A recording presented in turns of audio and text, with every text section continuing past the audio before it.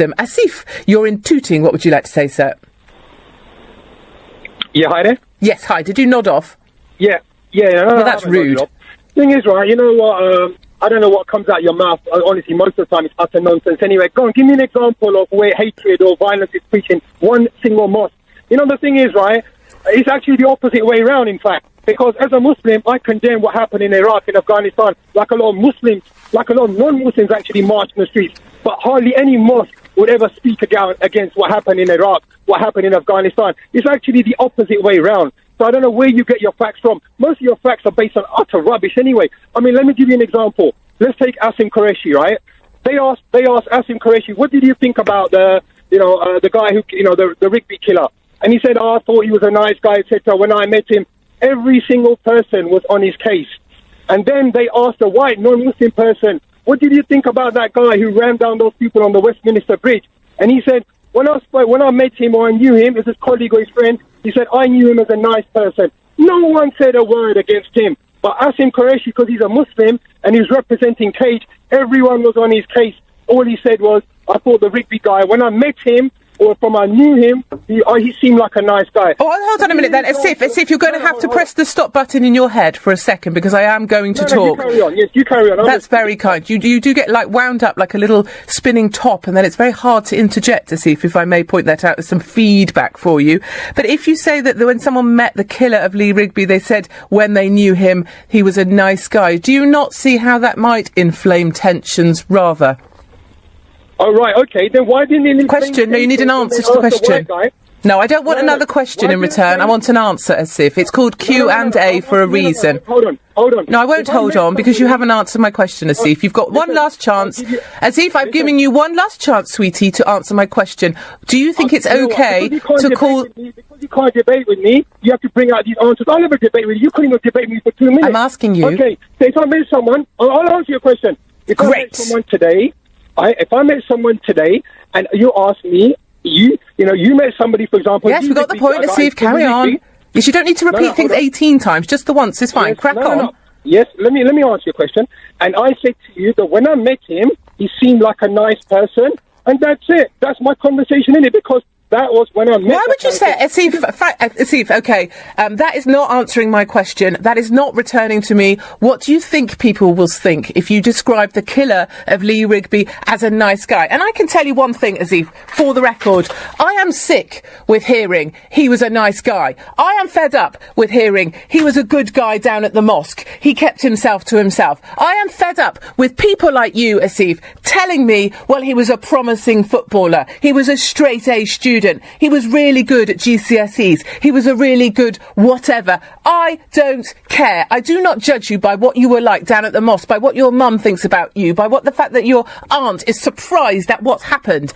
I judge people on their actions. And if you kill Lee Rigby, you are not a nice guy. If you slaughter people on Westminster Bridge, you were never a good man. And I don't care if as a mother you never realised your son was capable of that, because that frankly just means that you are a bad mother. And I don't care if your son was inspired and hoping to be a footballer, because frankly I don't give a monkey's how he could kick a ball around a playing field. I care about his actions, and the actions of terrorists are those of terror, and they will never be a nice guy. So Asif, if you want to come back on this show again, you better get some arguments sorted out. Stop repeating yourself and stop telling me the killer of Lee Rigby might have been a nice guy, because I'm not going to hear it.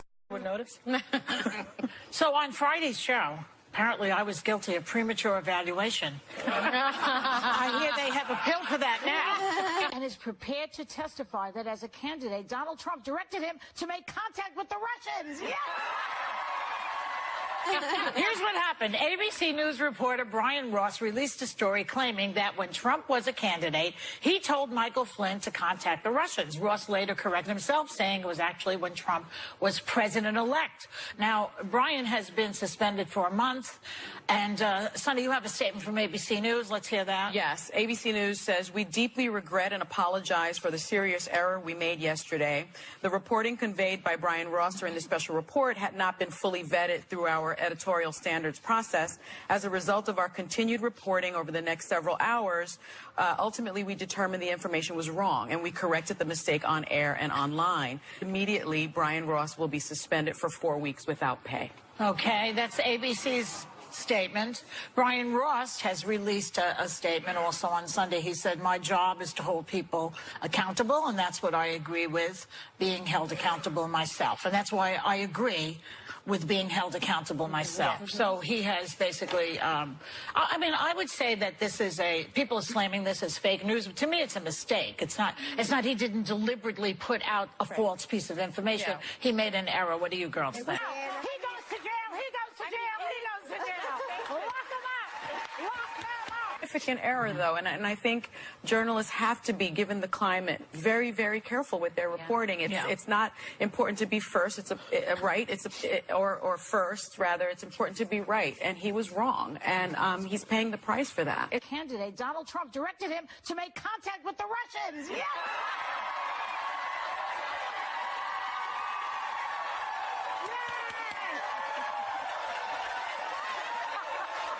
The climate right now with the president administration, sometimes he has a bit of a precarious relationship with facts, and we hold him to what he would describe as hyperbole or exaggeration. So with that said, it's almost like if journalists normally get 2 sources, they should have 3 sources now, because I think otherwise it feeds into a narrative of calling it fake news. Although I know we said in the meeting, I do think fake news is the intention. It's putting out a story with the intention to mislead. I think this was a big mistake. Well, look, I think it's a learning moment for all of us and for America. We've got to have patience, and we've got to treat this issue with great seriousness. We've got to treat this issue with great seriousness. We've got to treat this issue with great seriousness.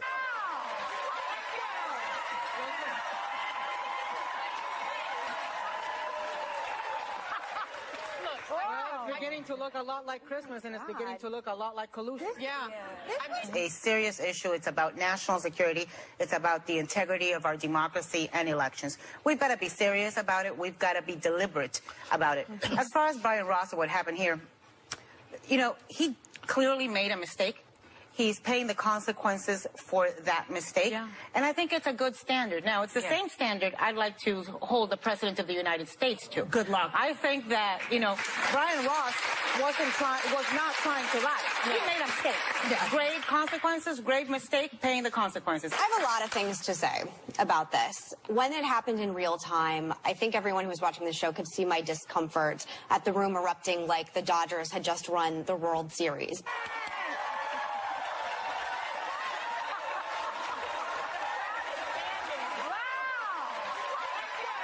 Erupting like the Dodgers had just won the World Series, because I do think holding people to both standards. I remember when Obama was in office, Rush Limbaugh saying, I want my president to fail, and coming out and saying, I could never get behind that, because if our president fails, it means America fails.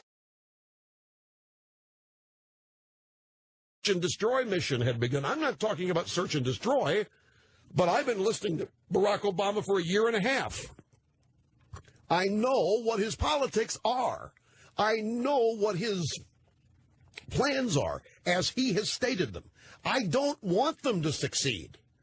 If I wanted Obama to succeed, I'd be happy the Republicans have laid down. And I would be encouraging Republicans to lay down and support him. I don't want, look, what he's talking about is the absorption of as much of the private sector by the U.S. government as possible.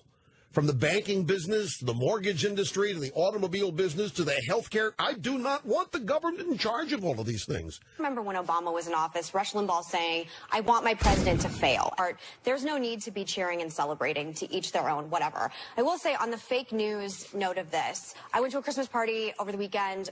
It's no secret, most of my friends are in conservative media. I feel a lot like I'm an astronaut from a different planet, come here to try and explain both worlds to each other. That's how different I feel on this show sometimes. And I will say that Fake news and what we did on Friday, that's what I was being accused of being a part of. And I don't want to sit on a show where I feel like we're giving fake news or reacting irresponsibly, because the cut and short of it is, no matter what happens, and by the way, I think this is far from over, but we should take the information that we have and take it in time and explain it to people, because having one piece of information, which ended up being fake news, in my opinion, it doesn't mean that an impeachment trial will start this evening. Do you believe that Brian Ross deliberately did that and put it out as fake news? I don't think it was deliberate, but I think it was fake news. But that's what fake news means. The Dow dropped 350 points after it happened. There are real-life ramifications. That might have had something to do with Flynn and Mueller. But I'm just 350 points after it happened. There are real-life ramifications. That might have had something to do with Flynn and Mueller. But I'm just saying, but it was fake news, and then the Dow dropped. There are real-life ramifications to this. I think Let me just say one more thing. 71% of Alabama voters don't believe that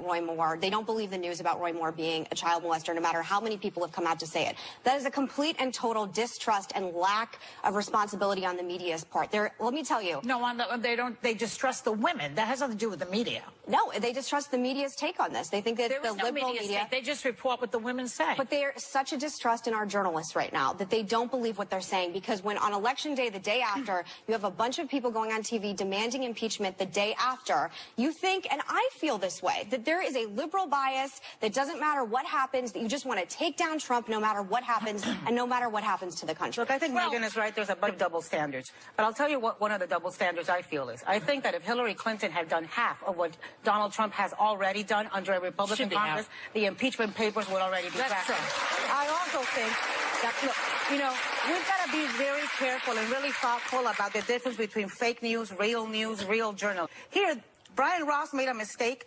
The network took action. He accepted the action. Everybody's apologized, and everybody's admitting it's a mistake because there was no intent. Fake news is a catchphrase that Donald Trump is trying to use, I think, against real news. That's inconvenient for him. I agree. And we got to be really careful. We go after every shiny ball with one source. Again, I think the media the majority of mainstream media is so hell-bent on taking Trump down. And again, if he has done something that he should be taken down and impeached, it will come out. I have faith that nothing stays a secret, especially in D.C. too long. But stop taking the bait and jumping, because trust me, President Trump was tweeting about this, that it was fake news. It gives ammo to whatever you think isn't real or is fake. But a mistake is a mistake. But I mean, the guy made a mistake.